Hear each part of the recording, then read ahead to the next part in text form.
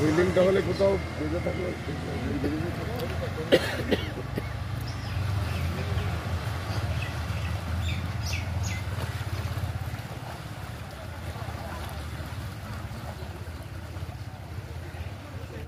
এই যে নদীর ভাঙনের যে যন্ত্রণা, আপনার তো এখানকার চাষি, দেখা যাচ্ছে যে বিঘা বিঘা চাষের জমি ইতিমধ্যে এখন কি পরিস্থিতি তাতে ভেঙে চলে যাচ্ছে, কি করবো? এই শুনলাম বললে টাকা বেরিয়েছে, গঙ্গা ভাঙার টাকা, গঙ্গা বাঁধার সেই টাকা নাকি বেরিয়েছে শুনছি, তো টেন্ডার নিচ্ছে না যারা বাঁধবে গঙ্গা। এই ভাঙনটা টেন্ডার নিচ্ছে না। ভাঙনটা কবে থেকে শুরু হয়েছে? এই ভাঙনটা বাবা, এই ভাঙনটা 4-5 বছর থেকে ভাঙছে। কতটা ক্ষতির মুখে আছেন আপনারা? এই বছরে বেশি ভাঙছে। আচ্ছা, মানে কতটা জায়গা জুড়ে ভেঙেছে আজকে ওখানে?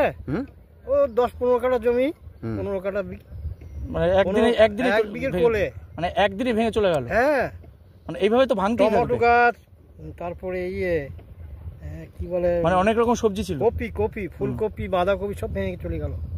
ও, তো ব্যাপক তো ক্ষতি হয়েছে আপনাদের। বিশাল ক্ষতি। আচ্ছা, প্রশাসনের থেকে কেউ আসে না দেখতে যে ভাঙছে কেন? কেউ আসে না? জানান আপনারা পঞ্চায়েত যারা আছে? হ্যাঁ, পঞ্চায়েতে কয় আসেনি, কেউ আসে না। কতজন চাষি রয়েছেন এখানে? প্রচুর চাষি। এই মাঠ ছিল বিশাল মাঠ, ভেঙে সব, মানে ফলন্ত ফসলও পর্যন্ত সব জলের তলায়। হ্যাঁ, আজকে তো ভালো ফসল নষ্ট হয়ে গেল।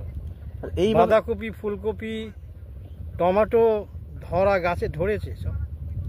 এইভাবে যদি ভাঙতে থাকে তাহলে তো সবই আস্তে আস্তে সব চলে যাবে, গ্রাম ভাঙবে এরপরে। এই তো গ্রামের কাছেই চলে এসছে। আপনারা কি চাইছেন? আমরা তো গঙ্গাটা মানে বাঁধার জন্য আবেদন করছি। কি নাম আপনার? প্রসাদ শেখ। আপনি এবছর চাষ করেছেন? হ্যাঁ, এই তো কি চাষ রয়েছে? বেগুন, টমেটো, উচ্ছে। মূলত এই সবজির উপরই তো আপনাদের নির্ভর, চাষ করে যাওয়া হয়। সবজির পর আবার সেই পাট বোনা হয়।